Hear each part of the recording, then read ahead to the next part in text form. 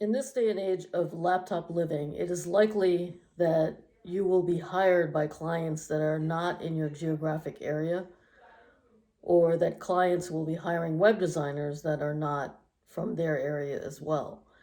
And this creates problems because many times designers aren't all that familiar with the laws and regulations that are required by websites in a certain region. So, for example, in the United States, we have to be cognizant of accessibility laws and privacy laws, and specifically the privacy laws that govern California residents. And if you live in the EU, or you're someone that is likely to have clients who are EU residents, then you have to be cognizant of the GPDR privacy laws as well. And if you're hiring someone from a country that is outside of these areas, or are maybe not as aware of all these laws and regulations because it wasn't part of their training to learn about these things, then they may be building a product or designing a website for a client that doesn't have all the things that are required by law for that website.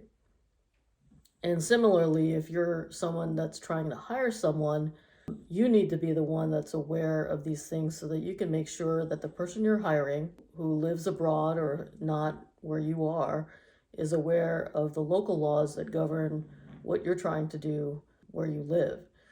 So this has become an issue because many business owners that I know hire website designers that are living in countries outside of the United States. And many of these people are not aware of all these different laws that govern websites that are built for the United States or for US residents. What happens is they get a product built out, and then it turns out that the website isn't compliant with all the local laws and regulations, and that gets that business owner in trouble.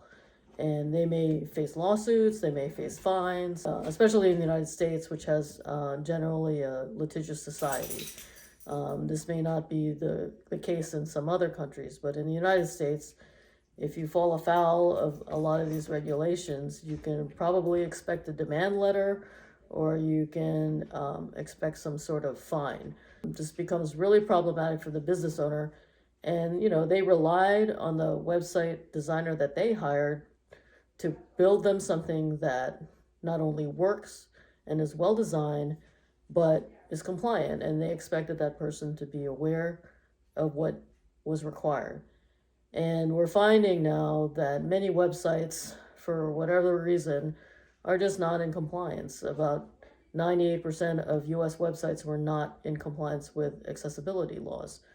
And a lot of it is because the web designers themselves are not educated about these rules and regulations.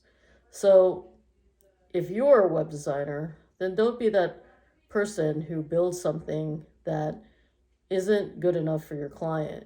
Get yourself knowledgeable about all these different rules and regulations that are out there. No matter where your client is from, be familiar with the laws that govern their sites in their local community. And if you are a business owner or someone who's seeking to hire a web designer, then you need to check the credentials of the person that you're hiring and make sure they understand the laws and regulations that govern websites in your region. Presented by Designers Learn Code.